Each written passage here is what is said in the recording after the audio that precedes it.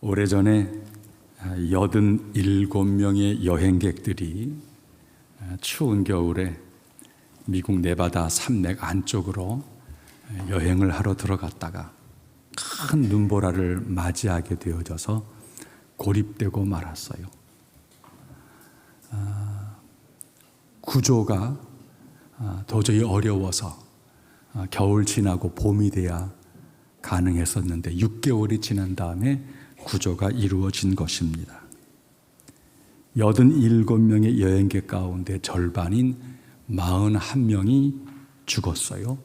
46명이 살아남게 되어졌는데 살아남은 사람들은 대부분 가족들이었다는 거예요. 건강한 청년들, 홀로 막 뛰어다닐 수 있는 사람들, 그런 사람들이 생존을 높인 것이 아니라 오히려 약해 보이는 가족 단위들이 생존력이 높았다라고 하는 것이죠. 비슷한 일이 영국에도 벌어졌는데 한 휴양지 서머랜드라고 하는 호텔에서 대형 화재가 발생을 했습니다. 3,000명의 투숙객이 있었는데 50명이 화재 가운데 목숨을 잃었어요. 400여 명이 부상을 당했습니다. 그런데 목숨을 잃은 분, 어려움을 당한 분들을 분석해 보니까 혼자 투숙했거나 친구와 더불어 투숙한 사람들이 대부분이었다는 거예요. 이 가족이 투숙했던 사람들은 오히려 다 구출을 받게 되었다라고 하는 것이죠. 생리학적으로 잘 이해가 안 돼요. 그런데 역사적으로 여러 재난이 벌어질 때에 가장 생존율이 높았던 그룹은 가족 단위였다라고 하는 거예요. 여러분, 심리학자들이 이것을 분석하기를 이렇게 이해합니다. 가족들의 유대와 신뢰가 위기 상황에서는 기적과도 같은 대처 능력을 보여준다. 그런 결론을 얻었다는 것입니다.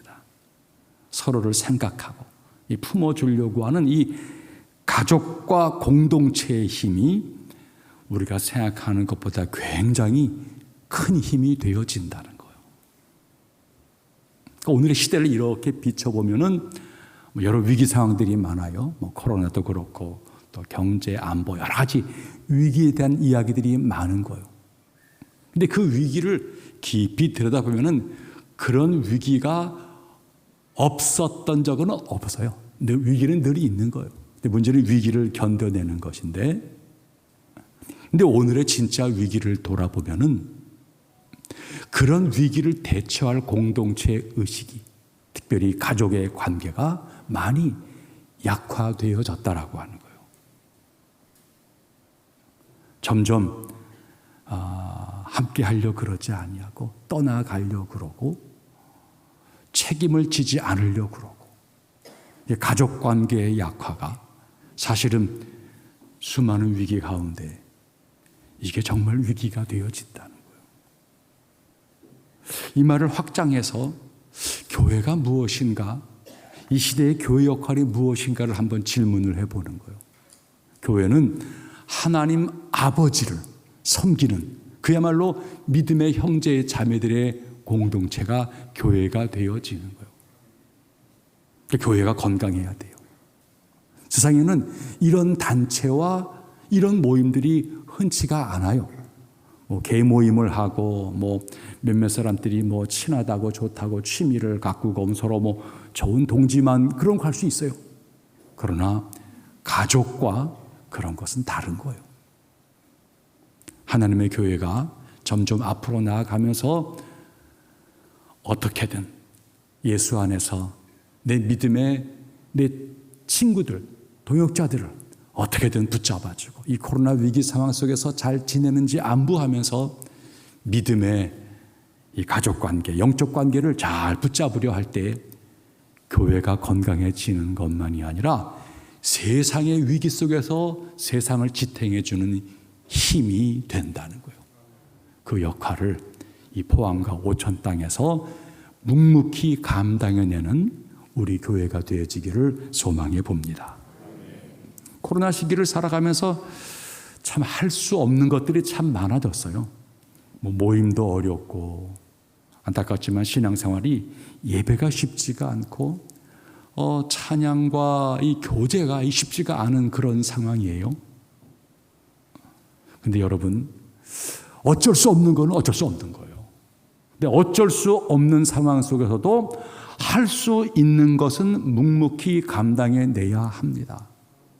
오늘 코로나 이제 끝물처럼 보여지는 느낌이 들기도 하지만 어쩔 수 없는 것은 우리가 들어야죠. 감당해야 될, 견뎌야 될 몫인데 우리가 놓치지 않고 해야 될 일이 무엇인지 이 시간 말씀을 통해서 둘러보기를 소망하는 것입니다. 자, 한번 본문 1절로 3절까지 말씀 읽습니다. 시작. 그때에 헤로드 왕이 손을 들어 교회 중에서 몇 사람을 해하려 하여 요한의 형제 야고보를 칼로 죽이니 유대인들이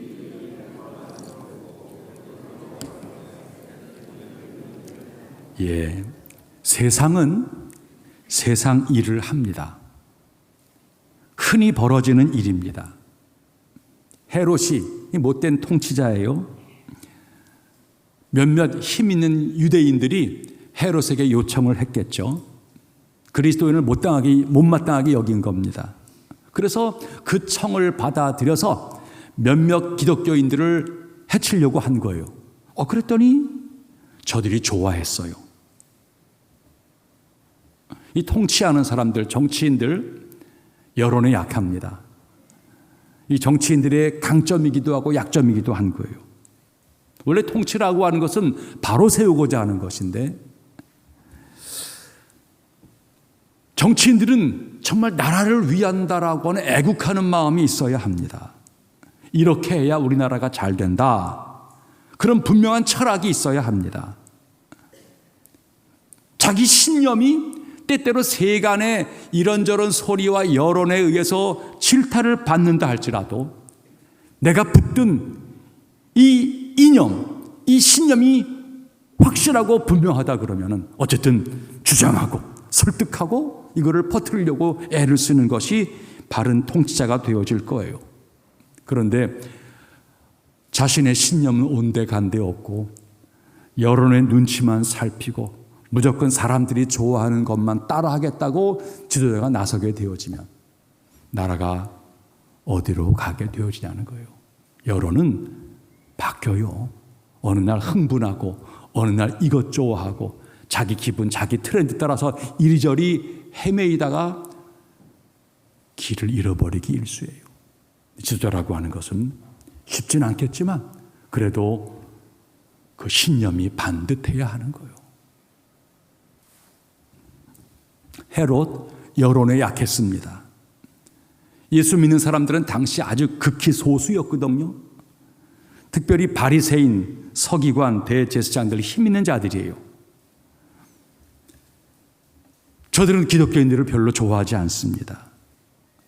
헤롯은 다수의 인기를 얻으려고 교회를 박해하기 시작한 거예요.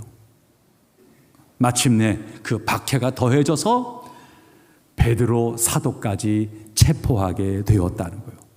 옥에 가두었어요. 마침 6월절 기간이었기 때문에 이 절기만 끝나면 재판받고 해치려고 계획을 다 세워두었던 것입니다.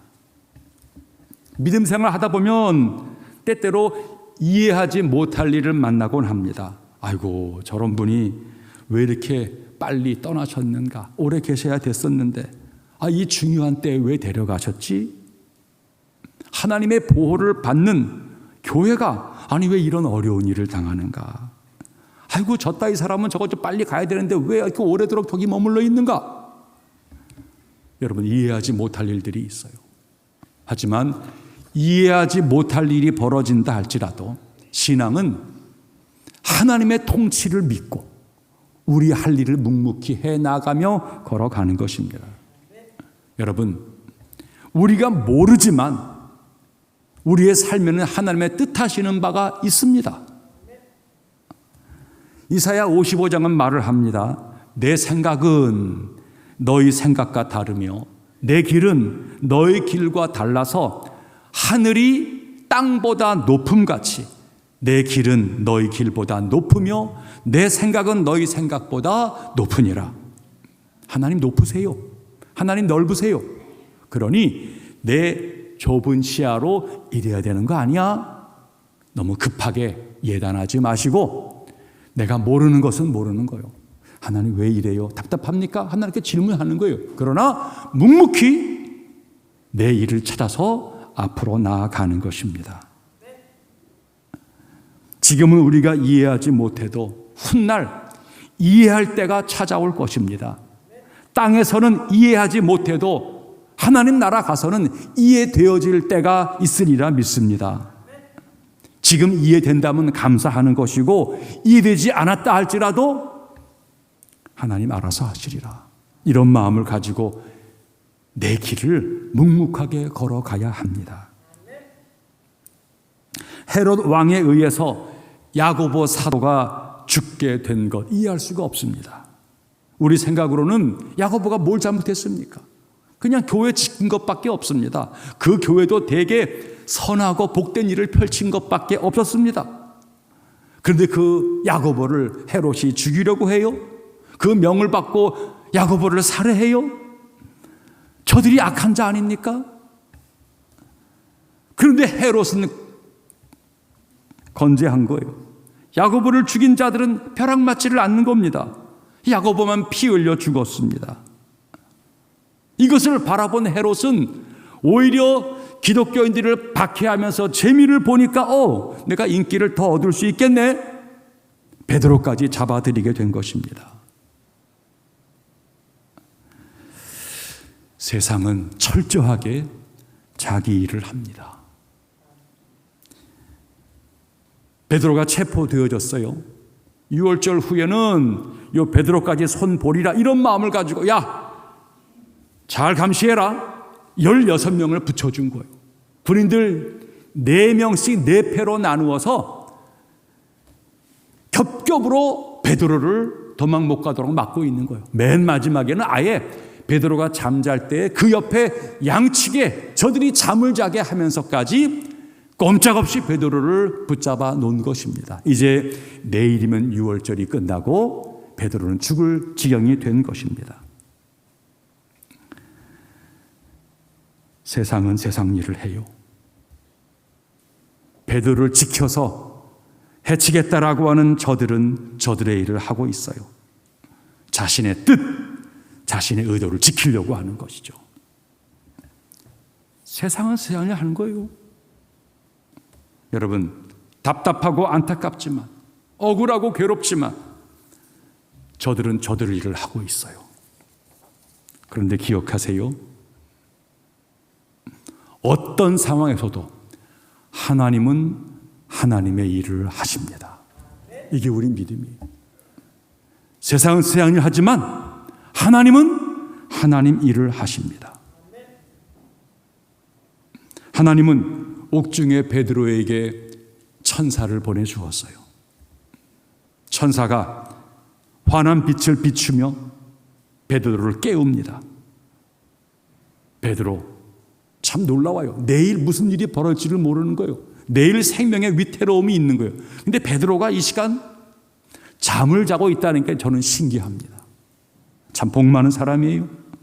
어떤 상황에서도 단잠을 잘 수 있다는 것은 정말 큰 복입니다.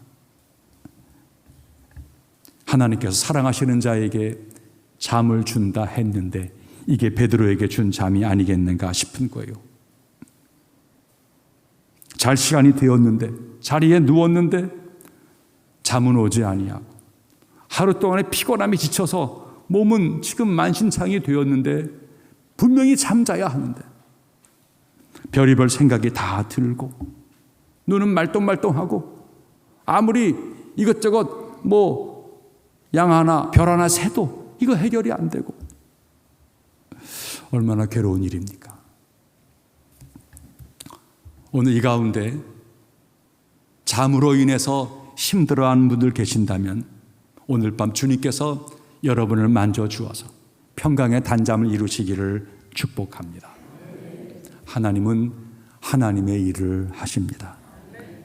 자, 천사가 그 단잠을 자는 베드로의 옆구리를 쳐서 깨우는 거예요. 야, 베드로, 일어나라, 일어나라. 무슨 일인가? 베드로가 일어났어요. 놀라운 일입니다. 베드로를 묶었던 사슬이 풀려지게 되었다는 것입니다. 천사가 일어나게 한 것밖에 없는데 그를 묶고 있는 것이 풀려진 것입니다. 베드로를 풀어준 천사는 오늘도 우리와 동행하는 줄로 믿습니다. 잠에서 깨어난 그 천사에게 베드로에게 천사가 말을 합니다. 이제 허리띠 띄어라, 신발 신어. 그대로 하니까 또 말합니다. 자, 겉옷 입고 날 따라와. 베드로가 천사를 따라가는 거예요. 웬일입니까? 옥문이 열리는 거예요. 간수들은 아무것도 모른 채 잠에 골아떨어져 있고 마치 수면제를 먹은 것처럼 저들은 쿨쿨 잠을 자고 있는데 천사를 따라서 파수들이 지키는 문 하나하나를 통과하는데 문들이 다 열리고 저들은 알아채지를 못한다는 거예요. 마침내 저들은 밤새 베드로를 지켰어요. 하지만 하나님은 베드로를 구하셨어요. 하나님은 하나님의 일을 하십니다. 여러분, 사방이 닫혀 있는 것처럼 보입니까? 기억하세요. 하나님은 하나님의 일을 하신다는 거예요. 사방에 길이 없는 것처럼 보일 때도 하나님은 하나님의 일을 하세요. 사방에 길이 없는 것처럼 보이는데 하나님은 홍해 바다에 길을 내셨어요. 넘치는 요단강물을 스톱하게 하셨고 그 다음에 요단강에도 길을 내신 거예요. 여러분, 사방이 막혀도 하늘길은 열려 있는 것입니다. 하나님께는 능치 못함이 없습니다. 우리가 믿는 하나님은 우리의 구원이 되십니다. 하나님은 하나님의 일을 하십니다. 성도는 그거 잊어버리면 안 돼요. 하나님 살아계시고 하나님 일을 하고 계시다. 자, 세상은 세상 일을 하고 하나님은 하나님 일을 하신다면 교회는 교회 일을 해야 되는 거예요. 성도는 성도의 일을 해야 되는 것이에요. 자, 본문 5절 말씀. 5절 시작. 이에 베드로는 옥에 갇혔고 교회는 그를 위하여 간절히 하나님께 기도하더라. 12절 시작. 깨닫고 마가라 하는 요한의 어머니 마리아의 집에 가니 여러 사람이 거기에 모여 기도하고 있더라. 아멘. 베드로가 옥에 갇혔어요. 세상이 세상 일을 하고 있기 때문이에요. 그런데 교회는, 성도는 베드로를 위해서 간절히 하나님께 기도했다는 거예요. 베드로가 체포되었대. 옥에 갇혀서 내일 무슨 일을 당할런지 모른대. 세상이 세상 일을 한 거예요. 성도들은 잠을 잘 수가 없었어요. 교회로 몰려들었어요. 베드로를 위해서 하나님께 간절히 기도했다는 거예요.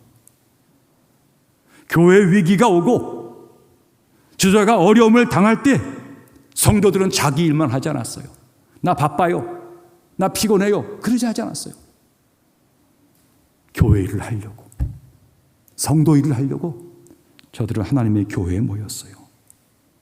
교회를 위해서, 지도자를 위해서 하나님께 간절히 기도했어요.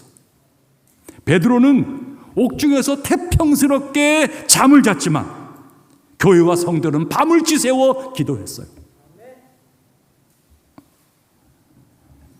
베드로가 알았건 몰랐건 아무런 문제 없어요. 교회가 위기를 극복하고 바로 세워지고 세상을 위해서 살아있음을 보여주는 것은 기도하는 것이에요. 지도자가 여러 어려운 중에도 바른 판단을 내리고 그가 마음껏 일할 수 있게 되어지는 저 깊은 곳에는 기도하는 교회와 성도가 있기 때문이에요. 사랑하는 성도님들, 교회를 위해서, 교회를 위해서 기도하고 있습니까? 이런 기도는 성도의 본분이에요. 교회의 덕이에요. 나아가 하나님 역사에 우리 모두가 동참하는 거예요. 그게 기도예요. 자, 12절. 베드로가 이제 옥문이 열렸어요. 그리고 천사와 더불어 나왔어요. 겹겹으로 애워싸움을 다 이겨내고 마침내 뒤늦게, 처음에는 꿈인 줄 알았어요. 이게 꿈이 아니구나. 나를 정말로 천사가 풀어주었구나. 베드로는 급하게 혹시나 싶어서 그 밤에 마리아의 집에 찾아온 거예요. 교회로 온 거예요. 교회 문을 두드리려고 보니까 웬일입니까? 불이 켜져 있는 거예요. 그 야시에 성도들이 자기를 위해 기도하고 있는 소리를 베드로가 듣게 되어진 것입니다. 베드로가 깨닫는 거예요. 나는 잠을 잤고, 나는 두려웠고, 어찌할 바를 몰랐지만 기도하는 성도들이 있었구나. 이것이 구원이라는 것을 깨닫게 되어진 거예요. 기도는 허공을 치지를 않습니다. 사실이 아닌 것을 믿는 것은 미신이에요. 그러나 하나님을 믿고 그분께 기도하는 것은 능력이에요. 우리는 진리를 붙잡은 자예요. 미신은 자아의 근거예요. 하지만 우리 신앙은 살아계신 말씀, 살아계신 하나님의 인격에 기인하는 거예요. 다른 거예요. 우리는 기도를 통해서 하나님이 내 삶에 개입하시라고, 당신의 역사를 이루라고 간청하는 거예요. 내 삶이 이렇습니다. 내 형편 처지가 이렇습니다. 하지만 하나님은 하나님의 일을 내게 보이셔야 합니다. 하나님 역사하옵소서, 다스려 주옵소서. 내 안에 불의가 있습니까? 잡아주십시오. 내 안에 모자람을 좀 채워주십시오. 여러분, 파수꾼이 밤을 새워 지켜야 되는 거예요. 파수자의 사명이에요. 경제인이 정말 열심히 일해서 기업을 살리고 돈을 버는 거예요. 학생이 부랴부랴 공부하고 밤을 새워 공부하면서 실력을 쌓아가는 거예요. 각자 자기 할 역할이 있는 거예요. 하지만 믿는 그리스도인, 믿는 파수꾼, 믿는 기업가, 믿는 학생은 자신의 수고를 다하면서 이어 한 가지 할 것이 더 있다는 거예요. 기도하는 것이에요. 기도하는 거예요. 교회가, 성도들이 베드로를 위해서 기도할 적에 하나님의 놀라운 일들이 나타났어요. 여러분, 열심히 공부하는 거 꼭 필요해요. 열심히 일하고 열심히 사업하고 열심히 뭔가 하는 거 중요해요. 그러나 열심 중에도 놓치지 말아야 될 것이 있어요. 기도해야 합니다. 일이 너무나 바빠서 기도할 시간이 없다. 공부하는 게 바빠서 기도할 시간이 없다. 이거는 열심히 하지만 방향을 잃어버릴 우려가 많아요. 열심히 하지만 두려움을 쌓여갈 확률이 많아요. 그러나 기도하면서 열심을 내면 길이 보여요. 기도하면서 열심을 내게 되어지면 방향이 잡히게 되어지는, 그게 기도예요. 교회가 베드로를 위해서 기도할 적에 놀라운 일이 벌어졌어요. 베드로의 쇠사슬이 풀렸어요. 천사들이 나타났어요. 겹겹으로 잠겼던 옥문들이 열렸어요. 베드로 옆에서 지키고 감시했던 저들 힘도 써보지 못했어요. 베드로는 풀려났어요. 하나님께서 하시는 일이 놀랍습니다. 지금도 하나님께서는 살아계셔서 역사하시는 줄로 믿습니다. 교회가 누구를 위해서 기도합니다. 교회가 어느 가정을 위해 기도합니다. 이러면 세상이 그 성도와 그 가정을 겹겹으로 애워쌌다 할지라도 기도를 함께 할 적에는 풀려지고 옥문이 열려지고 해결될 줄로 믿습니다. 하나님께서는 성령님을 보내주시고 성령님은 묶인 것을 묶여주시고 갇힌 것을 놓이게 할 줄로 믿습니다. 기도는 예나 지금이나 만사를 변화시킵니다. 기도하는 하나님의 자녀들은 위대한 능력을 소유한 자들이.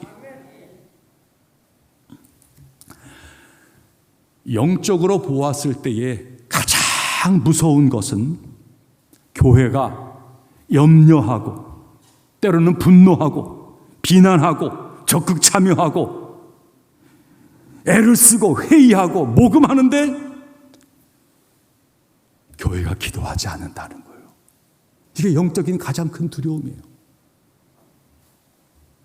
인간사의 가장 무서운 손실은 사람들이 더 이상 서로를 위해서 기도하지를 않는다는 거예요. 가정의 끔찍한 비극은 부모가 자녀를 위해서 더 이상 기도하지를 않는다는 거예요. 자식들을 위해서 장난감을 사주고 고액의 학비를 내주고 삶의 기반이 될 자금을 내가 모아주겠다라고 말하지만 기도하지 아니하는 부모님 아래서는 좋은 자녀, 좋은 성품이 나올 수가 없어요. 기도를 잃어버린 것은 인류의 비극이에요. 오늘 보면 사도행전 12장인데요. 사도행전 전장을 보세요. 매 장마다 기도 이야기가 나옵니다. 제자의 수, 모자란 수가 채워지고 교회가 세워지며 전도가 되고 기적이 일어나고 직분자 선교사들이 세워지고 그 영역이 넓어지고 교회가 부흥하게 되어지는 모든 그 내용 속에는 기도했더라. 기도했다는 얘기가 반복해 나오고 있어요. 다 기도의 힘이에요. 우리의 가정이 세워지고 자녀들이 건강하게 자라나며 우리의 삶의 여정이 고난과 역경 속에 견디어내고 앞을 향해 나아가는 그 모든 흐름이 있다면 그건 기도하기 때문이에요. 인생에서 가장 소중한 시간은 기도의 시간이에요. 열심히 일한 뒤에 내 인생의 아름다운 마무리도 결국 기도에 있는 거예요. 하루의 마무리가 눕기 전에 조용히 하나님께 기도함으로 마무리가 되어지는 거예요. 교육도 마찬가지예요. 기도로 열고 기도로 닫는 거예요. 지식으로 가르치고 내 열심으로 가르친다고요? 아니에요.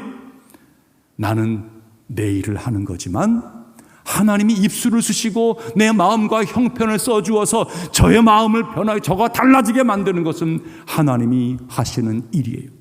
그리고 일하고 가르치며 우리는 기도 아니할 수 없다라고 하는 거예요. 코로나 종식은 백신으로 끝나는 것이 아니에요. 기도해야 돼요. 기도 중에 견디고 기도 중에 마무리가 되어져야 되는 거예요. 세상은 세상 일을 해요. 하나님의 일은 하나님이 행하고 계십니다. 우리는 우리가 해야 할 일을 하는 거예요. 특별히 성도는, 그리스도인은 기도하는 거예요. 사랑하는 성도님들, 이제 코로나의 후반기쯤은 아닐까 싶어요. 정부가 그런 얘기를 언급합니다. 고마워요. 그런데 여러분, 회복이라는 단어를 말할 때 이제 모일 수가 있대. 이제 우리가 여행도 간대. 그것만을 회복이라고 여기지 마세요. 무너진 것들을 세워가는 일들은 앞으로 험난할 거예요. 풀려진 돈들, 사람들과의 관계들, 수많은 문제가 우리 앞을 위협하고 있어요. 코로나 백신을 다 맞은 것이 모든 문제가 해결됐다는 것은 정말 엄청난 착각이에요. 정말 상식이 아니에요. 위기는 우리 앞에 더 크게 찾아올 거예요. 그러니 코로나 시기를 잘 견딘 것이 기도라면 앞으로 풀려질 여러 상황들을 바라보면서 기도해야 교만해지지 않고, 기도해야 방만해지지 아니하고, 기도해야 갈등을 좁히고, 기도해야 견뎌내는, 기도해야 이겨낼 일들이 우리 앞에 산적해 있다는 거예요. 성도들이 이제 기도의 시간을 붙잡아야 돼요. 기도의 자리로 나와야 돼요. 그래도 우리 교회에 감사한 것은 어려운 시기였지만 새벽으로나 심야로나 기도를 멈추지를 않았다는 거예요. 감사해요. 하지만 이제는 모든 성도들이 기도해야 돼요. 기도의 회복을 통해서 진짜 다음 시기에 세우고 다시 일어나며 부응하는 그런 날을 맞이하기 위해서 기도에 총력을 기울이는 우리 모두가 되어지기를